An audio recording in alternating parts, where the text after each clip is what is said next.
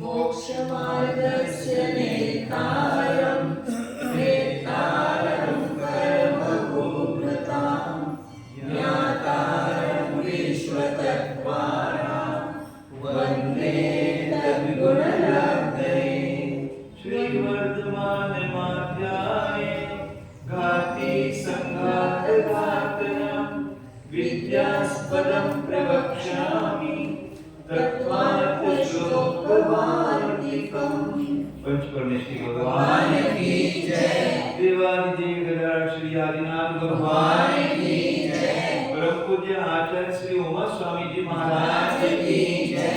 परम पूज्य आचार्य श्री विद्यानंद स्वामी जी महाराज की जय। परम पूज्य आचार्य श्री शांति सागर जी महाराज की जय। परम पूज्य आचार्य श्री सन्मति सागर जी महाराज की जय। परम पूज्य आचार्य श्री अभिनंदन सागर जी महाराज की जय। परम पूज्य आचार्य गुरुदेव सुंदर सागर जी महाराज की जय। गुरुदेव समंत भद्र स्वामी की जय। आचार्य श्रेष्ठ महाराज की जय। आचार्य संत की जय।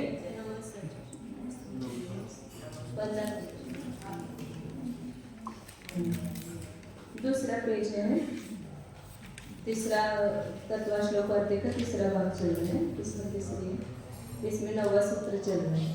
9वें सूत्र में 5 ज्ञानों का वर्णन किया है। तो उसमें शुरू में आचार्य ने बताया कि ये सूत्र किस लिए रचा है, कि यहाँ पर विशेष ज्ञान की सिद्धि के लिए, ज्ञान के भेदों की सिद्धि के लिए, और जो प्रवादियों ने ज्ञान का स्वरूप मिथ्या माना है उसका निराकरण करने के लिए इस सूत्र की रचना भी है। पुनः आगे उसका खुलासा करते हैं। किम पुनः यही लक्षणीयम इति उच्यते। पुनः शंकाकार पूछता है यहाँ किसका लक्षण करने योग्य है, तो किसका लक्षण करना चाहिए, ऐसा पूछने पर आचार्य बताते हैं। फिर इस प्रकरण में किसका लक्षण करने योग्य है, ऐसी आकांक्षा होने पर कहा जाता है कि ज्ञानं संलक्षितं तावत् दादि सूत्रे निरुक्तितः मत्यादिन्यत्र तद्भेदा लक्षणीयानि तत्त्वतः।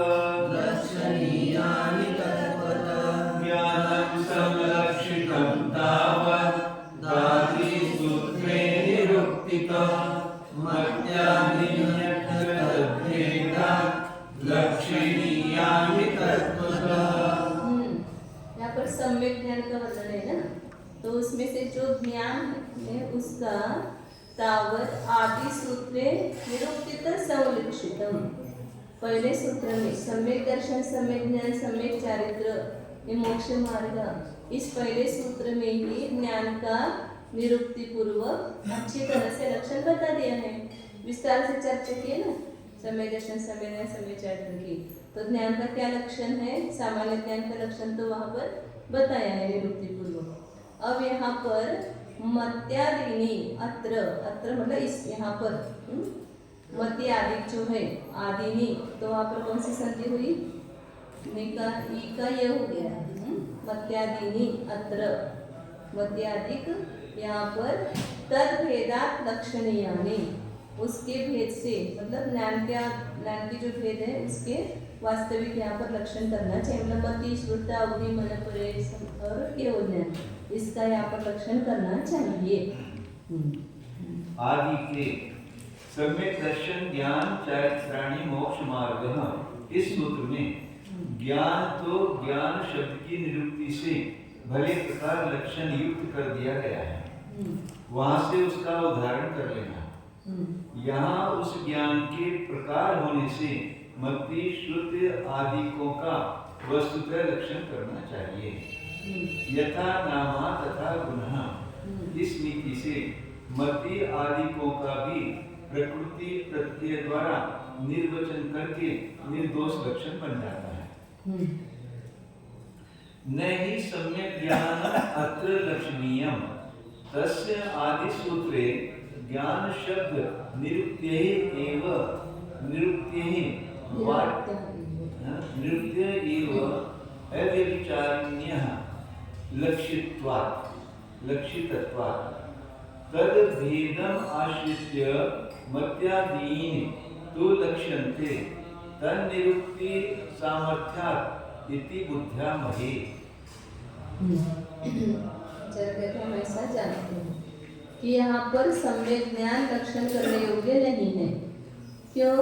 क्योंकि तस्य उस ज्ञान का आदि सूत्र में, पहले सूत्र में ज्ञान शब्द की निरुक्ति के द्वारा ही अव्यभिचारिण्य लक्षितत्व, मतलब बिना व्यभिचार के निरुक्ति के द्वारा, ज्ञान शब्द की निरुक्ति के द्वारा, ज्ञान शब्द किसको कहते जो जाना जाता है, जिसके द्वारा जाना जाता है या जानना मात्र, ऐसे ज्ञान शब्द की निरुक्ति की ना, उसके द्वारा ही व्यभिचार से रहित, उसमें कोई भी दोष नहीं, व्यभिचार दोष से रहित निरुक्ति का लक्षण किया जा चुका, निरुक्ति के अनुसार लक्षण किया जा चुका है, इसलिए सम्यक ज्ञान का तो अभी लक्षण करना नहीं चाहिए। तद भेदम आश्रित्य, उस ज्ञान के भेदों का आश्रय करके जो मति आदि तु लक्षणते, मति आदि का लक्षण किया जाता है। क्यों? क्योंकि तत् निरुक्ति सामर्थ्य इति बुद्ध्यामहे, उसकी निरुक्ति के, उस शब्द की निरुक्ति के सामर्थ्य से ही उसका लक्षण किया जाता है, मतलब वो लक्षित होते हैं। मति आदि का भी यहाँ पर लक्षण करने की जरूरत नहीं है, क्योंकि उसकी निरुक्ति करेंगे तो वो शब्द कैसे बना है ऐसा बताएंगे तो उसी से उसका लक्षण भी जाना जाता है। ऐसा हम बुद्ध्यामय, ऐसा हम जानते हैं, ऐसा आचार्य कहना, ऐसा हम समझ ले कि उसकी निरुक्ति करने के सामर्थ्य से ही मत्यादि भी लक्षित किए जाते हैं। कथम, कैसे? तो एक एक की निरुक्ति करके आचार्य आगे दिखाएंगे, पांचों ज्ञानों की निरुक्ति करते हैं। इस अवसर पर सम्यक ज्ञान का लक्षण करना आवश्यक नहीं है, क्योंकि उसका आदि सूत्र में ही ज्ञान शब्द की व्यभिचार दोष रहित निरुक्ति करके लक्षण किया जा चुका है। हाँ, उस ज्ञान के भेदों का आश्रय कर मति शुद्ध आदि के ज्ञान तो उनकी शब्द निरुक्ति की सामर्थ्य से लक्षण युक्त हो जाते हैं। इस प्रकार हम समझ रहे हैं। तभी तो ग्रंथकार श्री उमा स्वामी महाराज ने सम्यक दर्शन के समान मति आदिकों के न्यारे न्यारे लक्षण सूत्र नहीं बनाए हैं। शब्द निरुक्ति का व्यभिचार हो तब तो रूढ़ी अर्थ करना समुचित है, अन्यथा नहीं। मति आदि का शब्द निरुक्ति से ही लक्षण कैसे निकलता है सो सुनिए। निरुक्ति म्हणजे शब्द जो बना, मति शब्द कैसे बना? मन धातु से उसको अमुक्ति प्रत्यय लगाने पर उस धातु से उस अर्थ की सिद्धि हो जाती है। तो जिस धातु से वो शब्द बना है ना, उससे उसकी निरुक्ति करेंगे। इसको शब्दार्थ निरुक्ति मतलब शब्द के अनुसार अर्थ बताते हैं। वहाँ पर कभी कभी वो लक्षण अलग भी होता है, ये शब्द के अनुसार अलग निरुक्ति होती है। जैसे मति शब्द कैसे बना है, तो मन धातु को ती प्रत्यय लगा करके, मन धातु का अर्थ क्या है? जानना, मानना, ऐसा होता है। तो उसी से उसका लक्षण सिद्ध होता है। मत्यावरण विच्छेद विशेषान् मन्यते यया मननं मन्यते यावत् स्वार्थं मतिरसो मता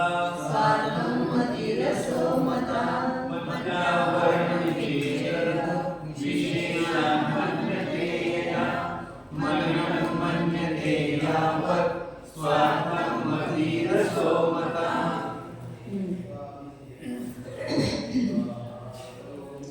मत्यावरण विच्छेद विशेषात्, मति ज्ञानावरण कर्म का विच्छेद विशेष, मतलब जितना उसका नाश होगा, मतलब जितना हटेगा, आवरण जितना हटता है, उस आवरण के हटने के विशेष के अनुसार, तो जितना ज़्यादा हटेगा तो ज्ञान उतना ज़्यादा व्यक्त होता है।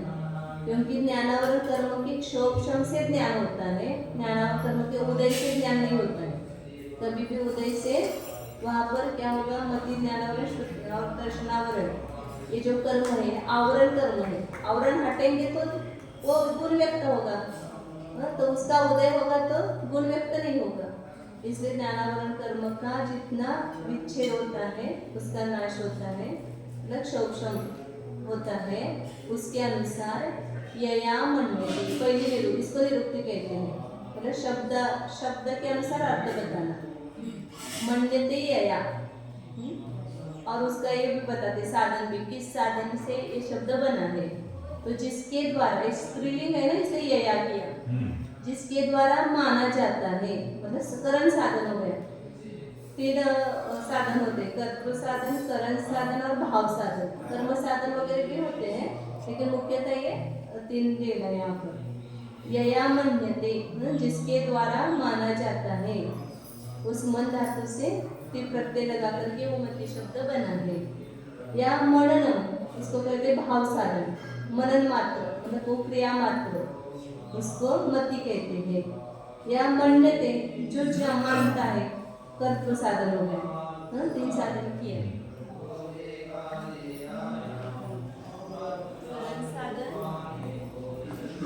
करण साधन मतलब बात करते हैं, भक्ति करेंगे,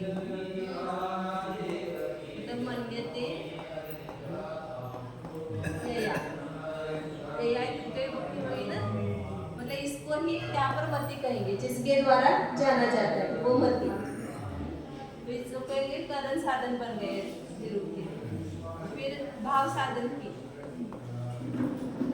भाव साधन में क्या लेते हैं, केवल क्रिया, क्रिया मात्र, जानना मात्र, ज्ञप्ति इति ज्ञानम, तो यहाँ पर मननम इति मति की, मानना मात्र, ये भाव साधन। और तीसरा है कर्तृ साधन,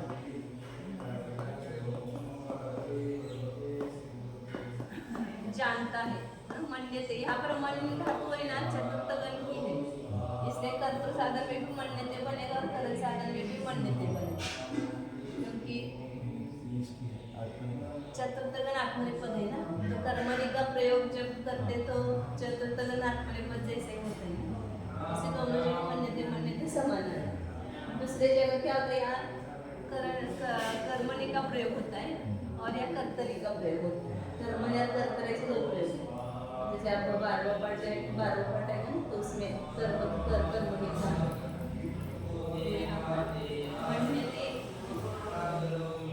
मन्यते जो जानता है, ऐसा लेना पड़ेगा, यह मन्यते समति, स्वार्थम मति अस्वमतन, इस अशा प्रकारे इस प्रकार मन धातु का स्वार्थ में ही क्या लगता है, ये उत्पत्ति होती है। इसमें मन धातु है और उसको 3 प्रत्यय लगा, तो यहाँ पर कर न का लोप हो जाएगा, क्या रह जाएगा, और इस न का भी लोप होता है, ये है नियम है, कबधार वगैरह में भी नियम आते हैं, मन का मत होता है, रम का रत होता है, और न गम का गत होता है, गम का गति शब्द बनता है ना, गम धातु से गति शब्द बनता है, ऐसे मन धातु से यहाँ पर मति शब्द बना, इस न का भी लोप हो गया और ये प्रत्यय व्यक्ति बचता है केवल, इसको निरुक्ति अर्थ बोलते हैं। कौन से धातु से वो शब्द बना है, ऐसे उसकी उत्पत्ति अर्थ बताते हैं, उत्पत्ति कैसे हुई उस शब्द की। मति ज्ञान को आवरण करने वाले कर्म के क्षयोत्संग रूप विशेष विच्छेद हो जाने से जिस करके अवबोध किया जाता है वह मति है। जिस करके मतलब जिसके द्वारा, पूर्वी की भाषा थोड़ी हिंदी है, जिस करके मतलब ज्याच्या द्वारे, जिसके द्वारा अवबोध किया जाता है। मन ज्ञाने इस दिवादी गण की धातु से कर्ण में फिर प्रत्यय करके मति शब्द साधा गया है। चतुर्थ गण को दिवादी गण ऐसा बोलते हैं, दिवादी गण, हाँ, मतलब दिव धातु है इसमें पहला, तो उस धातु को लेकर के बाकी का गण, पहले गण को कहते हैं भुआदि गण, पहले दूसरे गण को कहते हैं अदादि गण, तीसरे को बोलते हैं जुहत्यादि गण, चौथे को बोलते दिवादी गण, और पांचवे को बोलते स्वाति गण, सुधातु है उसमें, और षष्ठ गण को बोलते हैं तुदादि, रुधादि। और सप्तम गण को रुधादि बोलते हैं। और रुधादि, रुधादि, रुध धातु है ना, रुधादि। और अष्टम गण को तनवादि गण बोलते हैं, तनवादि, तन धातु है, तनवादि। और नवम गण को बोलते हैं नहीं, नवम गण को ज्ञा धातु है, नहीं, कौन सा धातु है? क्रियादिगण, क्रियादि, क्रियादिगण। दशम गण को ये अपने नहीं, दशम गण को बोलते हैं चुरादिगण, चुरादिगण, चुरादिगण, चुरा चौरे,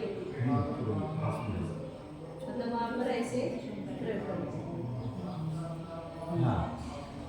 आत्मा का स्वयं और अर्थ की व्यक्ति का साधकतम रूप परिणाम विशेष मति ज्ञान है, अथवा मननम मति ही। इस प्रकार मन धातु से भाव में फिर प्रत्यय कर मति शब्द बनाया गया है। आत्मा की अर्थों का जानना रूप परिणति मति व्यक्ति है, अथवा मन्यते या सा इति मति।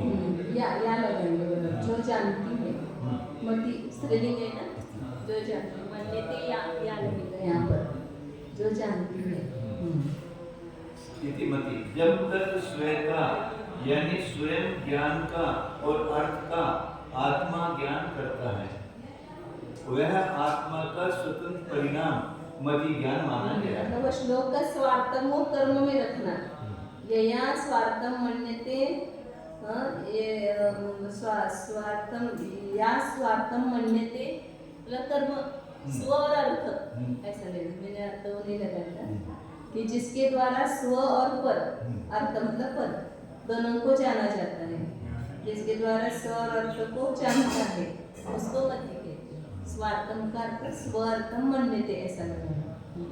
स्व आणि अर्थ दोन्हीच त्याच्यामध्ये स्वार्थमध्ये स्वतःला ज्ञान, स्वतःला पण जाणता आणि परपदार्थाला पण जाणता, पण त्याला स्वार्थ म्हणतात। इस प्रकार कर्ता में तीन प्रत्यय कर स्वतंत्र आत्मा परिणामी मति ज्ञान हो जाता है। इन तीन निरुक्तियों से पर्याय और पर्यायी की भेद अभेद विवक्षा हो जाने पर स्वतंत्रता, निर्वर्तीपना, शुद्ध धात्वर्थ रूप आदि परिणतियां घटित हो जाती हैं। ये दोनों अभेद विवक्षा में करेंगे साधन। जब अभेद की विवक्षा होगी तो जो जानता है वही मति ज्ञान, जो जानना मात्र ही मति ज्ञान। और जब भेद विवक्षा होगी, ज्ञान में और आत्मा में भेद करेंगे तो वहाँ पर ये करण साधन होता है। आत्मा अलग होगा, आत्मा जिस साधन के द्वारा जानता है वो करण साधन होगा। तो अभेद विवक्षा में करण साधन होता है, अभेद विवक्षा में कर्तृ साधन होता है। अतः त्यागवाद सिद्धांत में कोई विरोध नहीं है। देवदत्त हाथ से अपने सिर को दाब रहा है, वृक्ष फलों के बोझ से शाखाओं को झुका रहा है। हाथ देवदत्त से अलग नहीं है, हाँ। लेकिन वहाँ पर भेद विवक्षा से उसको करण बनाया हाथ को। ऐसे अब फलों की शाखा, फल वृक्ष की शाखा वृक्ष से अलग नहीं है, लेकिन उसको भेद विवक्षा करके उसको अलग किया, वृक्ष से शाखा को अलग करके बताया। आदि स्थानों पर स्वतंत्रता और परतंत्रता की विवक्षाएं वस्तु परिणति के अनुसार हो जाती हैं। श्रुता वर्ण विश्लेष विशेषाश्रवणं श्रुतम् शृणोति स्वार्थमिति वा श्रूयतेस्मेति वागमः। श्रुता वर्ण विश्लेष विशेषाश्रवणं श्रुतम् शृणोति स्वार्थमिति वा श्रूयतेस्मेति वागमः। श्रुतावर्ण विश्लेष विशेषात श्रुत ज्ञानावरण, मति ज्ञानावरण क्या शोषण से मति ज्ञान हो जाए। और शुद्ध ज्ञानावरण का विश्लेष मतलब दूर होना, हटना। उसके विशेष से मतलब जैसे जैसे क्षोभक्षण विशेष होगा उसके अनुसार सुनना मात्र। यहाँ पर शुरू धातु से उसकी निरुक्ति की है, केवल सुनना श्रुत ज्ञान नहीं है, लेकिन श्रुत ज्ञान में शुरू शब्द है ना, तो शुरू धातु से बना है। शुरू धातु का अर्थ होता है सुनना, पंचम वर्ण की धातु श्रुणोति, श्रुणोत, श्रुण्वन्ति, श्रुणोषि, श्रुणोत, श्रुणोत ऐसे चलते हुए। तो वहाँ पर श्रवण मतलब सुनना मात्र वो श्रुत है। ये भाव साधन हो गए यहाँ पर। तो भाव साधन में क्या मानना है ना, ऐसे सुनना मात्र श्रुति श्रवण हो जाएगा। विश्रुणोति एक अर्थ साधन हो जाएगा, जो सुनता है। श्रुणोति मतलब सुनना, इसको स्वार्थम, स्व को और अर्थ को दोनों को जो सुनता है। और श्रूयते स्म जिसके द्वारा सुना जाता है, ये करण साधन में बनने की जगह श्रूयते आ गया। यहाँ पर दो अलग हो गए ना, श्रूयते और श्रुणोति।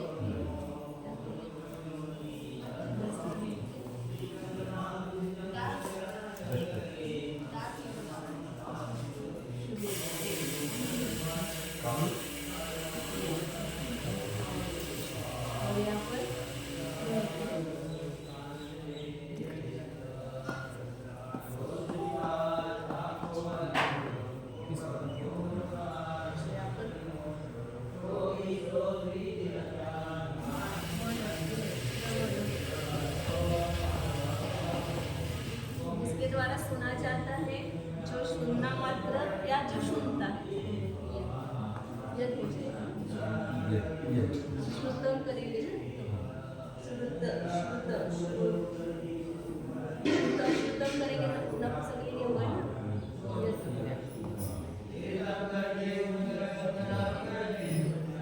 तीन निरुक्ति के श्रुत शब्द के भी सुनना मात्र या जिसके द्वारा सुना जाता है या जो सुनता है उसको श्रुत कहते हैं, अथवा आगम, आगम को ही श्रुत कहते हैं। मतलब ये श्रुत है ना, आगम इसको श्रुत कहते हैं। श्रुति ज्ञानावरण कर्म के क्षयोत्सव रूप विगम विशेष से श्रवण करना श्रुत है। यह भाव में तय प्रत्यय करके श्रुत शब्द को साधा गया है। यहाँ पर तीन प्रत्यय क्या था?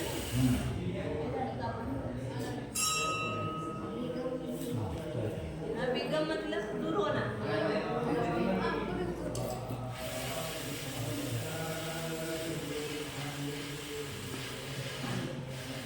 तो प्रत्यय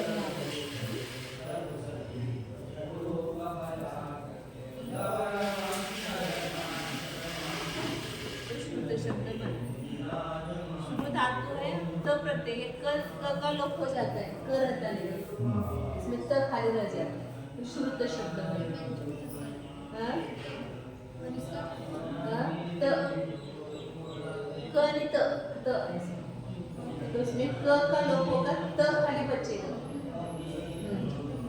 इससे वाच्य शब्द की अर्थजन्य प्रतिपत्ति करना श्रुति ज्ञान पड़ा, अथवा जो स्वतंत्रता से स्वयं और अर्थ को संकेत ग्रहित किए गए शब्द द्वारा सुनता है वह शुद्ध है। यह कर्ता में तय प्रत्यय कर शुद्ध शब्द बनाया जाता है, अथवा जो वाच्य अर्थ आप्त वाक्य द्वारा सुना जाता है जा चुका है, जो वाच्य अर्थ श्रूयते स्म उन्होंने ये किया, भूतकाल किया। हाँ, श्रूयते स्म जो जिसके द्वारा सुना गया, मतलब ऐसा सुना गया। वह अपने और वाच्य अर्थ को जानने वाला आगम ज्ञान रूप शुद्ध ज्ञान है। आगम ज्ञान लिया, करण ज्ञान लिया। इस प्रकार कर्म में तय प्रत्यय कर शुद्ध ज्ञान का लक्षण किया गया है। अनेकांत मत के अनुसार एक द्रव्य की अनेक प्रकार परिणतियां होती हैं। एक मनुष्य शरीर में विराजमान आत्मा कहीं तो अपने प्रयत्न से रक्त प्रवाह कर रहा है, क्वचित धातु धातुओं पर रोक कर साधे बैठा है, कहीं पसीना मल आदि के बढ़ जाने पर उनको निकाल देता है, फोड़ा फुंसी हो जाने से उस स्थान पर अपनी सहायता यानी मदद भेजता है। मुक्त पदार्थ का पित्त अग्नि आदि अग्नि द्वारा पाचन कर प्रत्येक स्थान के उपयोगी रस आदि को वितीर्ण कर रहा है। सो जाने पर भी शरीर प्रकृति द्वारा आत्मा का कार्य और भी अधिक चालू हो जाता है। छोटा सा कांटा लग जाने पर निकालो निकालो जल्दी दौड़ो आदि कहते हुए ही मानो आत्मा के विरुद्ध काम करने के लिए झुक पड़ते हैं और उस कांटे को निकाल फेंकते हैं। अधिक फंस जाने पर शत्रु का निकलना कठिनतम हो जाता है और कभी कभी तो बलाढ्य शत्रुओं के साथ परस्पर द्वंद्व युद्ध मच जाने पर आत्मा का परलोकवास भी हो जाता है।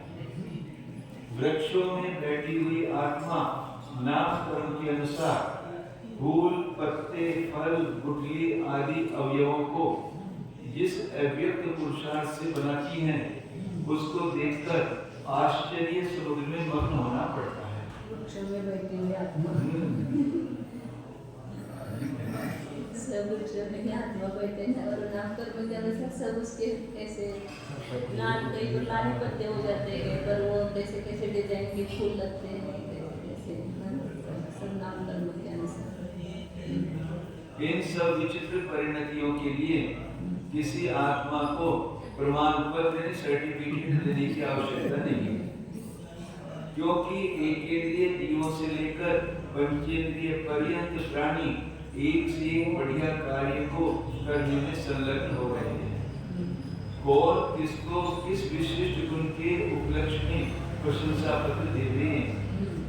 इसी प्रकार आत्मा की अभ्यंतर शुद्ध ज्ञान रूप परिणतियां अव्यक्त रूप से बुद्धि पूर्वक और अबुद्धि पूर्वक पुरुषार्थों से हो रही है। अनेक कार्यों में कर्म भी प्रधान रूप से कारण है, किंतु तो भी आत्मा ठहरवा नहीं बैठा है। कर्म निमित्त है और आत्मा उपादान है। ठहरवा में यदि कम बसा नहीं है ठहरवा में ना हाँ निकला नहीं बसा अवद्यावृत्ति विध्वंस विशेषादवधीयते येन स्वार्थोवधानं वा सोबधिर्नियतस्थितिः। अवद्यावृत्ति विध्वंस विशेषादवधीयते येन स्वार्थोवधानं वा सोबधिर्नियतस्थितिः। अवधि आवृत्ति विध्वंस विशेषण सब जगह लगाना। अवधि ज्ञानावरण कर्म का विगम विशेष अलग अलग शब्दों का प्रयोग किया। आवृत्ति विध्वंस मतलब उसके आवरण का विध्वंस विशेष से मतलब शोषण विशेष से उसके जो सर्वघाती स्पर्धक है उसका उदयाभावी क्षय हो जाता है तो वहाँ पर ज्ञान प्रकट होता है। तो अवधीयते मतलब जिसका ज्ञान किया जाता है। एन स्वार्थोवधानम जिसके द्वारा स्व और अर्थ का अवधान अवधान मतलब अवधि ऐसा लगा स्व अवधि ही नियत स्थिति है। वह अवधि जो है उसकी स्थिति नियत है नियत स्थिति ऐसा लगा।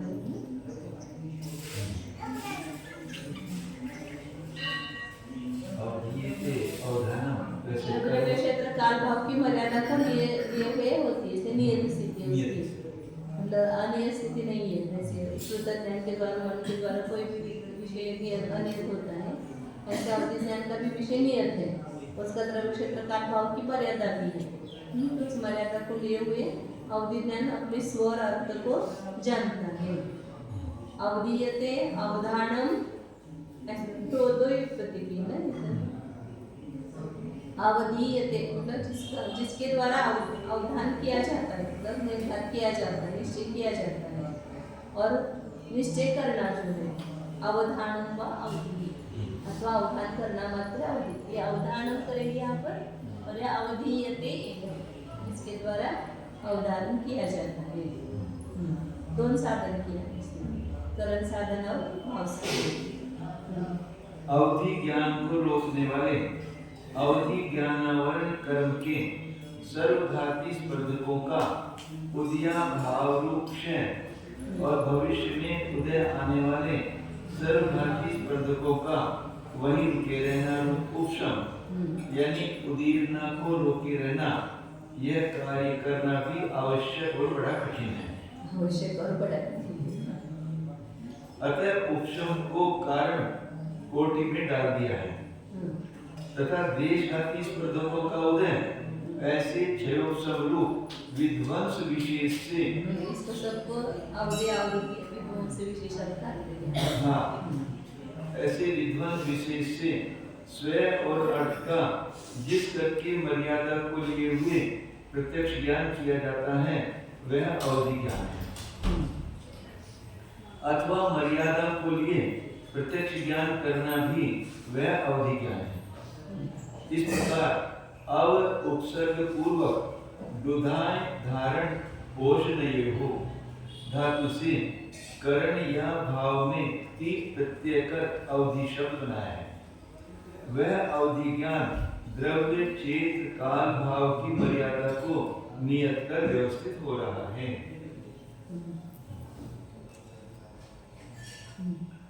यन्मनः पर्यावार परीक्षया विशेषतः मनः पर्यन्नविनम्येन मनः पर्येति योऽपि वा स मनः पर्ययोनेयो मनोत्रार्था मनोगता परेषां स मनोवापि तदालम्बन मात्रकम् यन्मनः पर्यावार परिक्षया विशेषतः मनः पर्यन्नविनम्येन मनः पर्येति योऽपि वा स मनः पर्ययोनेयो मनोत्रार्था मनोगता परेषां स मनोवापि तदालम्बन मात्रकम्। यत मन पर्यय आवार करेंगे वहाँ पर आवरण, उसके परिक्षय विशेषतः अलग अलग शब्द विध्वंस विषय विगम, यहाँ पर परिक्षय शब्द है। तो मन पर्यय ज्ञानावरण जो कर्म है उसका विशेष नाश होने से, मतलब उसका शोषण होने से, इसके सर्वघाती स्पर्धकों का उदय का विक्षय हुआ, वो हट गया आवरण। तो एनक मन पर्ययनम, जिसके द्वारा मन की पर्यय को जाना जाता है, अथवा योपि मन पर्येति, या जो जानता है मन में स्थित हुए पदार्थ को जानता है, वह मन पर्यय ज्ञान जानना चाहिए। अत्र मनोगताः अर्थाः मन में स्थित जो पदार्थ उसको ही मन कहा। मन मतलब अपना मन नहीं लिया, मनगत पदार्थ उसको ही मन इस नाम से कह दिया। मनोगत पदार्थ को जानता है ना मन पर्यय, उस मनोगत पदार्थ को ही मन ऐसी संज्ञा दी है। परेशान स्वमन वा अपि तद आलम्बन मात्रकम्, अपना मन या दूसरे का मन, क्योंकि उसमें स्थित पदार्थ को ही जानेगा ना, इसलिए अपना मन और दूसरे का मन केवल आलम्बन मात्र है। मन का अवलंबन लेकर ही उसमें क्या स्थित पदार्थ कौन सा स्थित है ये जानेंगे ना। तो अपना मन भी अपने मन की जानता है कि नहीं जानता है, अपने मन में दूसरे के मन को जो जानता है वो अपने मन की पर्याय को क्यों नहीं जानेगा। तो अपने मन में ऐसा हमेशा मन पर ज्ञान की व्याख्या करते समय ऐसा बताया जाता है ना, दूसरे के मन में स्थित पदार्थ को जानना है। तो अपने और दूसरे दोनों के मन के पदार्थों को, मन में स्थित पदार्थ के जो भूत भविष्य पर्याय उसको सब जानता है। इसलिए वहाँ पर भी त्रैगुण क्षेत्र काल भाव की मर्यादा है, वो भी अवधि ज्ञान ही है, लेकिन वहाँ पर विशेषता क्या है, जो मन में स्थित पदार्थ को ही जानता है, साथ बाहर स्थित पदार्थ को नहीं जानता। मन जिसका विचार करता है उसी पदार्थ को जानेगा। मन में विचार यदि नहीं आ रहा है जिस पदार्थ का, उसको नहीं जानेंगे मन का नहीं। इसलिए मन का अवलंबन मात्र बताया। जो ज्ञान मन पर्य ज्ञानावरण कर्म के क्षयोत्सव रूप विशेष परिचय से अपने या दूसरे के मन में ठहरे हुए पदार्थों का जान लिया जाता है, या मनोगत पदार्थों का जिस करके अतीन्द्रिय प्रत्यक्ष ज्ञान कर लिया जाता है, वह मन पर्य है। पदार्थों को जान लिया जाता है, पदार्थों का जान लिया जाता है, पदार्थों को जान लिया जाता है। हाँ, पदार्थों को अपने या दूसरे के मन में ठहरे हुए पदार्थों को जान लिया जाता है, या मनोगत पदार्थों का प्रत्यक्ष कर लिया जाता है, बराबर है, जिस करके अतीन्द्रिय प्रत्यक्ष ज्ञान कर लिया जाता है, जिसके द्वारा वह मन पर्य है। अथवा ज्ञान में पिछले हुए पदार्थों को चारों ओर से स्वतंत्रता पूर्वक प्रत्यक्ष जानता है, वह भी मन पर्य ज्ञान समझना चाहिए। इस प्रकार मन उपपद के साथ परि उपसर्ग पूर्वक इन गतौ धातु से कर्म करण और कर्ता में ऐ प्रत्यय करने पर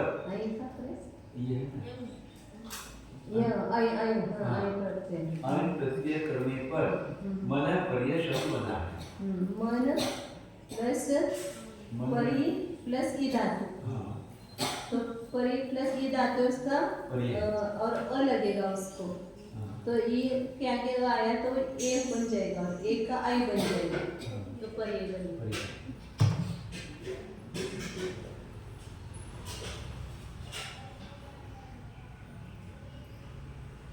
मन शब्द तो लगाया है, फिर उसके बाद परि अधिक ई धातु है और अ लगा है, इन में से ये बचेगा, ई का ए हो जाएगा, ए और अ मिलकर के ए हो जाएगा, ए का अय आदेश होता है ना, फिर ये परि अधिक अय, तो क्या बन गया यहाँ पर ई का ये बन गया, तो ये हो गया और उसके ऊपर परि, ये र आधार हो जाएगा ना, तो ऊपर अपार हो जाएगा, पर ये आधा ये हो जाएगा ना, तो उसमें जुड़ जाएगा और सबका विसर्ग हो जाएगा।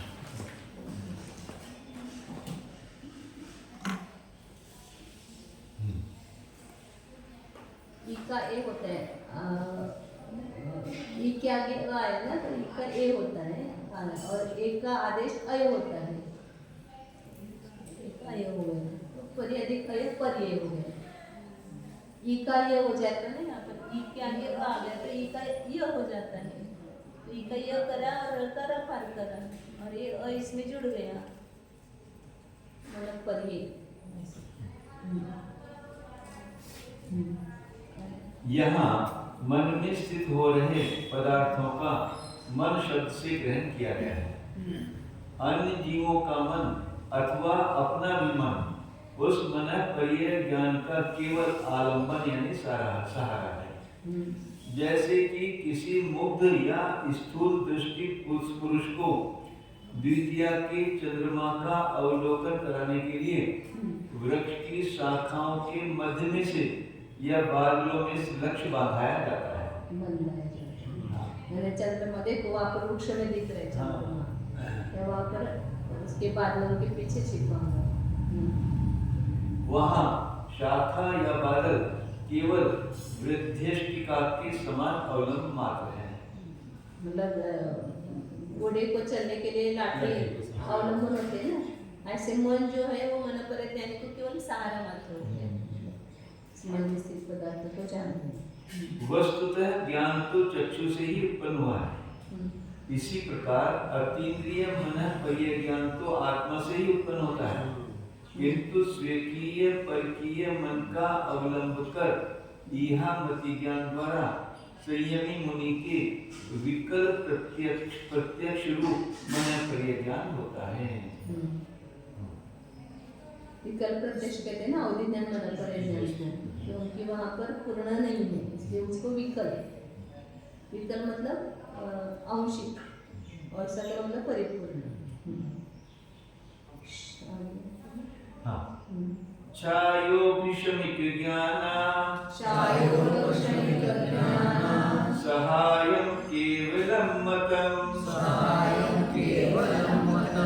पदार्थमर्थिनो मार्गम् केवलं ते वा तदिष्यते।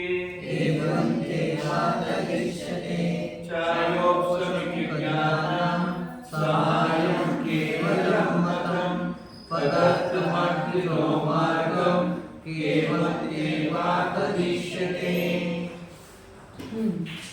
शावपुरुषे में का ज्ञान असा केवल ज्ञान का अर्थ कर रहे हैं। केवल शब्द है ना, तो केवल मतलब वहाँ पर क्या होता है असहाय ज्ञान। हाँ, मैं अकेला करता हुआ शब्द है ना, मुझे किसी की जरूरत नहीं, तो ऐसा वो केवल ज्ञान है। असहाय ज्ञान बोलते हैं उसको। तो किसका सहाय नहीं चाहिए उसको? शावक्षमिक ज्ञान, अन्य किसी शावक्षम ज्ञान की सहायता के बिना जो केवल अपने से ही होता है वो केवल ज्ञान है। तो यहाँ पर केवल शब्द की दूसरी भी उत्पत्ति कर रहे हैं। पदार्थम अर्थिनः मार्गम केवल, यदार्थम चाहिए वहाँ पर। पदार्थम कम से सोच रहे हो पदार्थम क्या शब्द है? यदार्थम चाहिए। यदार्थम है क्या उसमें? यदार्थम अर्थिनो मार्गम केवल, जिसके लिए इच्छुक जन मार्ग का सेवन करते, इस मोक्ष मार्ग का सेवन क्यों करते हैं? केवल ज्ञान की इच्छा है। तो जिसके लिए इस मोक्ष मार्ग का, इस मार्ग का इच्छुक जन सेवन करते, केवल के मतलब सेवन देते हैं, तद इष्यते केवलम, उसको ही केवल कहते हैं। जिसके केवल धातु से केवल शब्द बना है। और यहाँ पर असहाय केवल शब्द का अर्थ केवल मतलब केवल अकेला बिना सहाय के, ऐसे दो अर्थ किए। एक असहाय ज्ञान किया और एक केवल मतलब जिसके लिए मोक्ष मार्ग का इच्छुक लोग सेवन करते हैं वो केवल है। केवल केवल केवल करावं लागेल ना। केवल के म्हणजे सेवन ते। हाँ। केवल शब्द का अर्थ किसी की भी सहायता नहीं लेने वाला पदार्थ है। यह केवल ज्ञान अन्य चार छायोक्षमिक ज्ञानों की सहायता के बिना आवरण रहित केवल आत्मा से प्रकट होने वाला माना गया है। अथवा स्वात्मोपलब्धि के अभिलाषी जीव जिस सर्वज्ञता के लिए मार्ग को सेवते हैं वह केवल ज्ञान इष्ट किया गया है। दोनों ही निरुक्तियां अच्छी हैं। जो सहाय है या जिसके लिए सेवन करते हैं। मत्यादीनां निरुक्त्येव लक्षणं सूचितं पृथक् तत्प्रकाशक सूत्राणां भावादुत्तरत्रयी यथादिसूत्रे ज्ञानस्य चारित्रस्य च लक्षणं निरुक्तेर्व्यभिचारे लक्षणान्तरसूचनं मत्यादीनां निरुक्तेव लक्षणं सूचितं पृथक् तत्प्रकाशकसूत्राणां महावादुत्तरत्रयी यथादिसूत्रे ज्ञानस्य चारित्रस्य च लक्षणं निरुक्तेर्व्यभिचारे लक्षणान्तरसूचनम्। मत्यादीनां निरुक्त्या एव, मत्यादिकों की निरुक्ति के द्वारा ही लक्षणम सूचितम, लक्षण को सूचित किया है। मतलब मति ज्ञान की मति शब्द की निरुक्ति की, उसी से उसका लक्षण भी सूचित हो गया। इसलिए पृथक प्रकाशक सूत्राणाम अभावात, आपने कैसे जाना कि निरुक्ति से लक्षण को सूचित किया? तो अलग सूत्र दिया क्या लक्षण का? अलग सूत्र नहीं दिया तो समझना कि निरुक्ति से ही उसका लक्षण भी बता दिया। पृथक उसके प्रकाशक उस लक्षण के प्रकाशक सूत्रों का अभाव होने से ही जाना जाता है कि निरुक्ति के द्वारा ही उसका लक्षण भी सूचित किया है। यथा जैसे उदाहरण दे रहे आदि सूत्र पहले सूत्र में ज्ञानस्य चारित्रस्य च लक्षणम, ज्ञान और चारित्र का लक्षण निरुक्ति से ही सिद्ध हो गया है। उस ज्ञान और चारित्र के लक्षण अलग से नहीं किया, सम्यक दर्शन के लक्षण का अलग सूत्र किया है, क्योंकि वहां पर व्यभिचार आता है। क्योंकि दर्शन शब्द के अनेक अर्थ होते हैं, तो यहाँ पर कौन सा अर्थ लेना इसके बारे में दोष व्यभिचार हो सकता है। इसलिए वहां पर तत्वात् श्रद्धानम सम्यक दर्शनम ऐसा लक्षण सूत्र बताया। लेकिन ज्ञान का कोई अलग से लक्षण सूत्र भी नहीं बनाया, चारित्र का भी अलग से लक्षण सूत्र नहीं। ज्ञान का लक्षण बताया होने वाला कोई सूत्र है क्या तत्व सूत्र में? है ही नहीं। तो क्यों नहीं है? तो लक्षण निरुक्ति से जाना जाता है, फिर उसको लक्षण अलग से जानने के लिए पुनः सूत्रों को बढ़ाते नहीं आचार्य। निरुक्ति से वो शब्द से यदि सूचित हो जाता है लक्षण तो पुनः उसका लक्षण नहीं कहा जाता है। तो निरुक्ति है व्यभिचार, यदि निरुक्ति में कोई व्यभिचार है, शब्द का अर्थ अलग है और उसका लक्षण अलग है, तो फिर वहां पर लक्षणांतर सूचना दूसरे निरुक्ति को छोड़कर दूसरे लक्षण की सूचना की जाती है। इसलिए दर्शन शब्द के देखना भी अर्थ है, दर्शन शब्द का अर्थ श्रद्धान भी है, तो यहाँ पर श्रद्धान अर्थ लेना है। निरुक्ति में व्यभिचार आ रहा है ना, दर्शन दृश्यते आदि ना, तो उसमें व्यभिचार आ रहा है, इसलिए वहां पर लक्षण सूत्र बनाना पड़ा कि तत्वार्थ का श्रद्धान करना मैंने सम्यक दर्शन है। तो निरुक्ति में जब व्यभिचार आता है तो दूसरे लक्षण की सूचना करते हैं। जब कोई नहीं है तो निरुक्ति से लक्षण सूचित हो जाता है, तो उसके लिए अलग से सूत्र नहीं बनाते। मति आदि ज्ञानों का पृथक पृथक लक्षण तो शब्द की निरुक्ति करके ही श्री उमा स्वामी आचार्य ने सूचित कर दिया है, क्योंकि तभी तो उन मति आदि के लक्षण को प्रकाशने वाले सूत्रों का उत्तर ग्रंथ में अभाव है। जैसे कि आदि के सूत्र में ज्ञान और चारित्र का लक्षण शब्द निरुक्ति से ही सूचित कर दिया है। हाँ, प्रकृति प्रत्यय द्वारा शब्द की निरुक्ति करने से वाच्य अर्थ में भी व्यभिचार दोष आवे, तब तो लक्षणों का सूचन करने वाले अन्य सूत्रों का बनाना आवश्यक है। जैसे कि सम्यक दर्शन का लक्षण सूत्र न्यारा बनाया गया, अन्यथा नहीं। विद्वान को उचित है कि पहले शब्द ही ऐसा उच्चारण करे जिससे कि अर्थ का झटित बोध हो जाए। हाँ, क्वचित पारिभाषिक सांकेतिक शब्दों का व्याख्यान भी करना पड़ता है, कारण कि शब्द संख्यात हैं और प्रतिपाद्य अर्थ असंख्यात है। अर्थ तो बहुत है, शब्द सीमित है ना, एक ही शब्द के द्वारा अनेक अर्थ बताए जाते हैं, एक बार वही शब्द का यूज करना पड़ता है। तथा परंपरा से नेह अर्थ अनंत भी है, ऐसी दशा में कहीं कहीं लक्षण भी करना पड़ता है। तभी अंतरंग ज्ञानावरण पटल का विनाश होकर जीवों के ज्ञान नेत्र उन्मीलित होते हैं। शंकर में से ही ज्ञानावरण पटल का नाश होकर ज्ञान नेत्र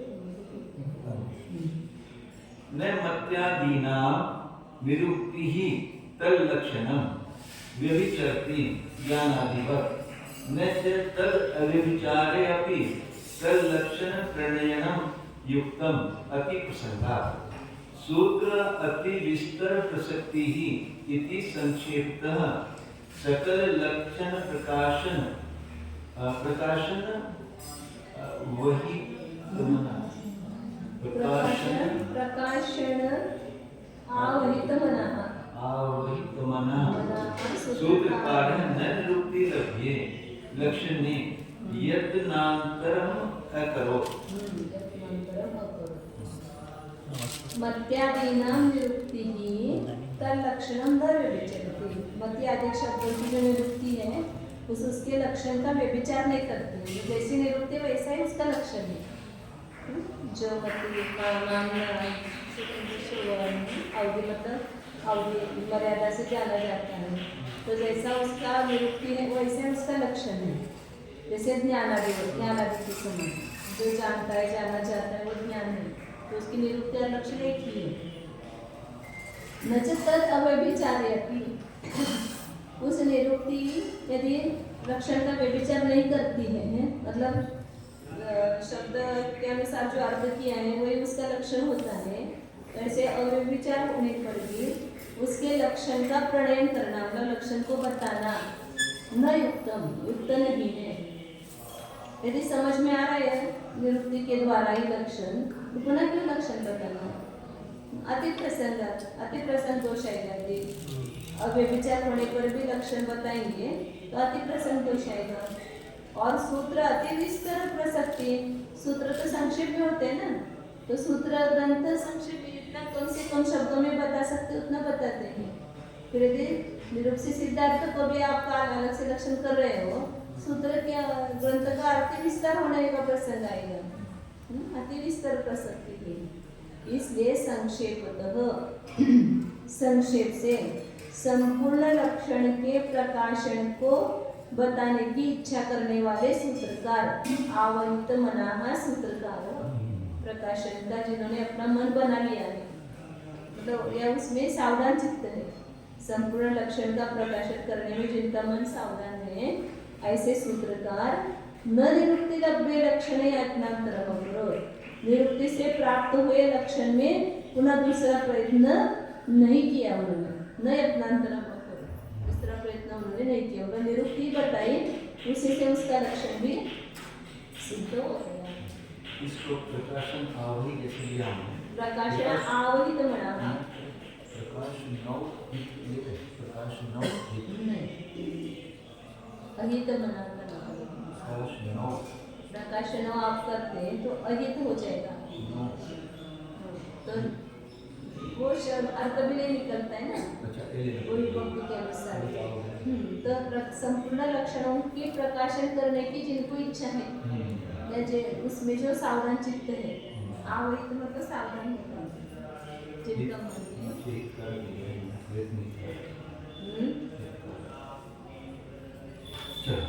है महामना गंभीर पुरुषों का प्रयत्न हितकारक सफल कार्य में व्यापृत होता है।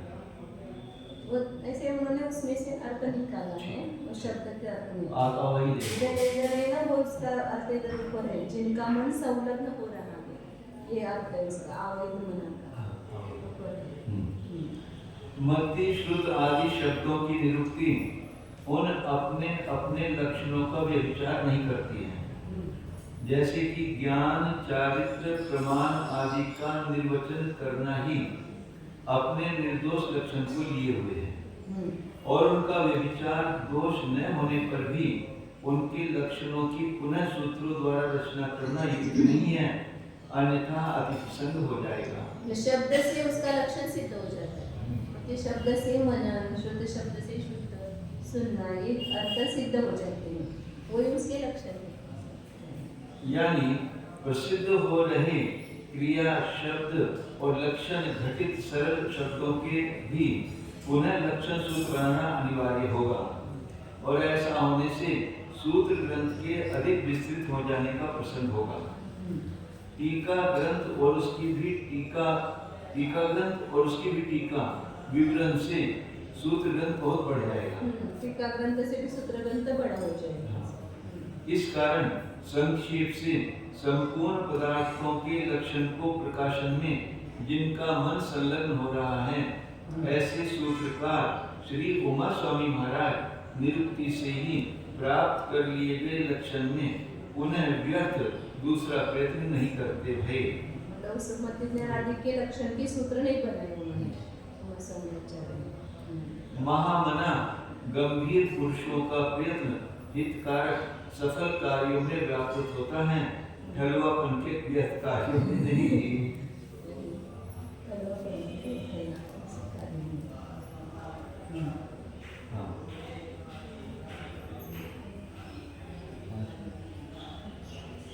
लेने में कुछ हरकत मेरे को बड़ा है, फिर ये 5 श्लोक एक साथ लेंगे, 10-15 मिनट तो लगेंगे इसको।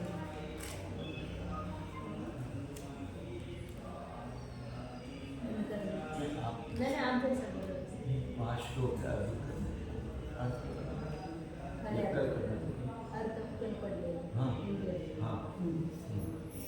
स्वन्तत्वाल्पाक्षरत्वाभ्याम् स्वन्तत्वाल्पाक्षरत्वाभ्याम् विषयाल्पत्वतोऽपि च विषयाल्पत्वतोऽपि च मतेरागौ वचो युक्तम् मतेरागो वचो युक्तम् श्रुता तस्य तदुत्तरम् श्रुता तस्य तदुत्तरम् मतिसम्पूर्वतः साह मतिसम्पूर्वतः साह चर्यात्मत्या कथञ्चन चर्यात्मत्या कथञ्चन प्रत्यक्षत्रीत्या कृतस्यादावधि प्रत्यक्षचित्तस्यादा भवति प्रतिपत्पाद्यते भवति प्रतिपाद्यते सर्वस्तोकविशुद्धत्वात् सर्वस्तोकविशुद्धित्वात् तुच्छत्वाच्चावधिध्वने तुच्छत्वाच्चावधिध्वने ततः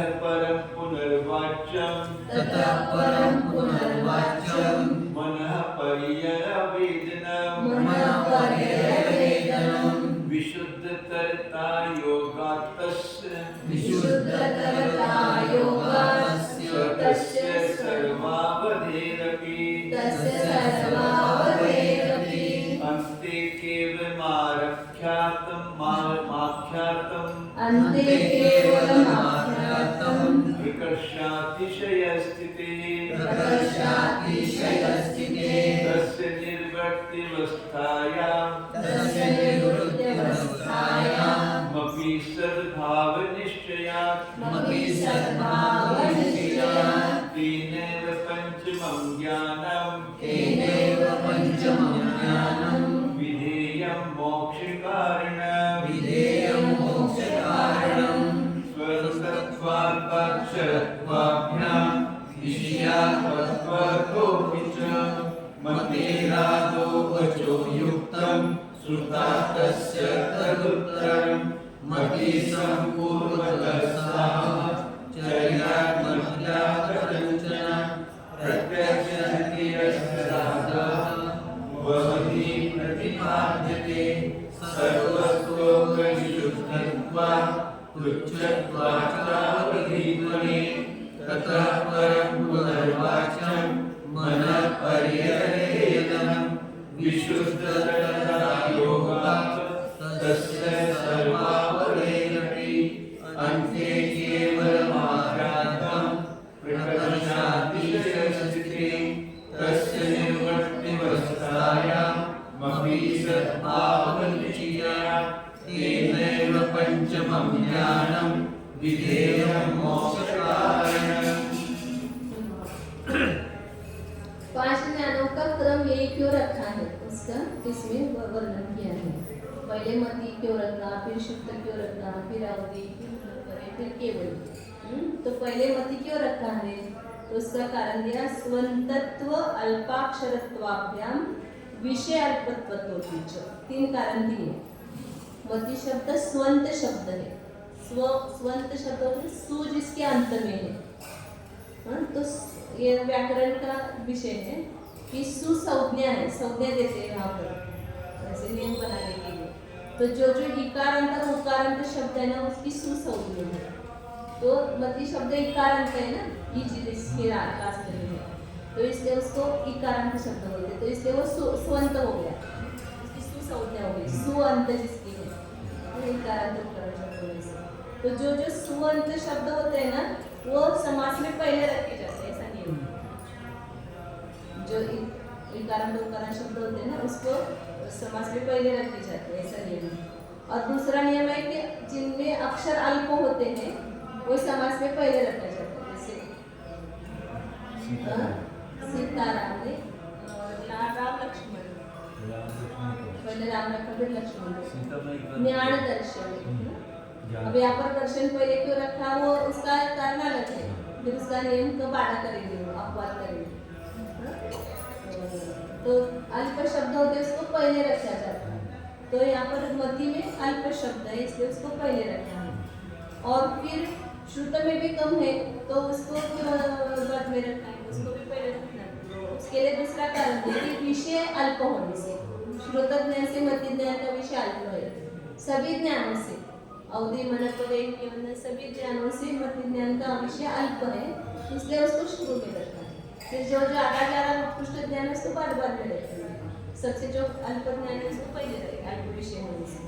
तो 3 कारण है, सुअंत होने से, अल्पक्षर होने से और विषय अल्प होने से मध्य है आदो वचन युक्तम, मध्य का शुरू में प्रारंभ में वचन लेना योग्य है। फिर तदुत्तरम तस्य श्रुता तस्य तदुत्तरम,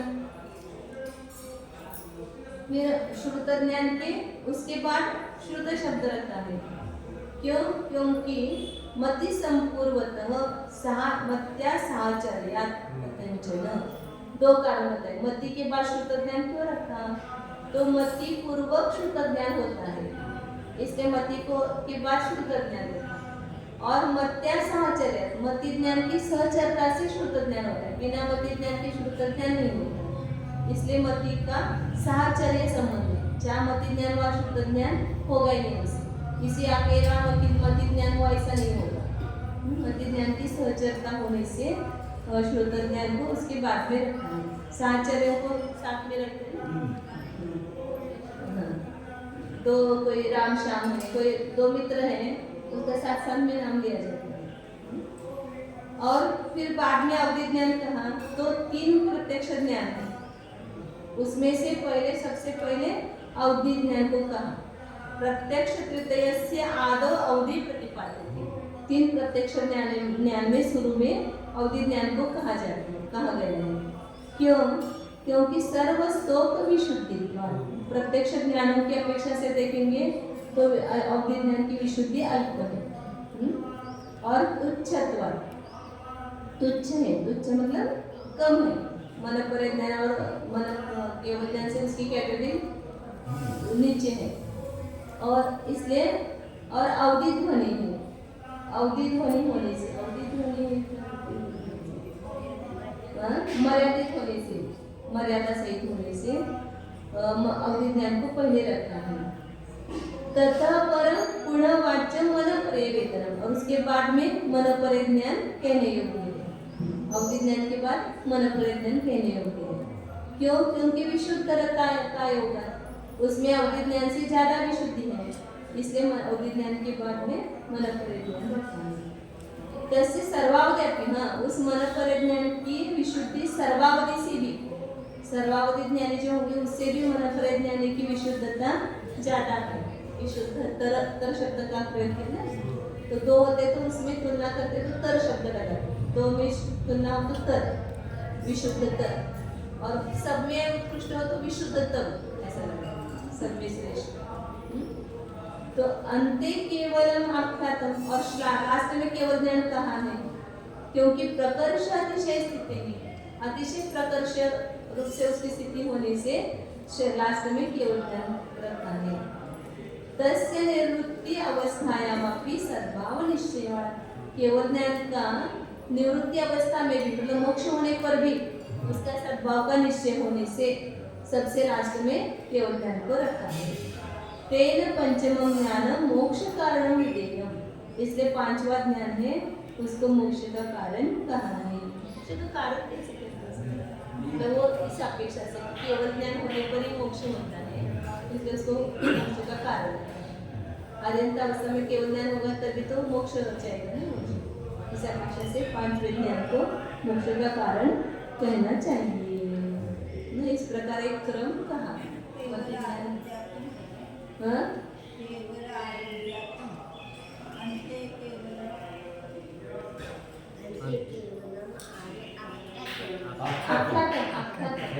ते जरा वेगळं झालेलं आणि ते असं वाटतं ते जवळून पाहिजे मागच्या केवळ मारव्यातम असं झाले ते मागच्यातम आणि प्रकर्ष अतिशय स्थितीने, अतिशय प्रकर्षाची परिस्थिती असल्यामुळे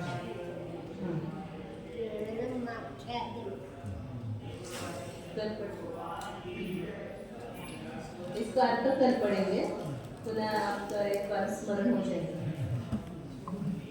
नहीं तो भूल जाएंगे, एक बार स्मृति हो जाएगी, पढ़ेंगे कल। ओम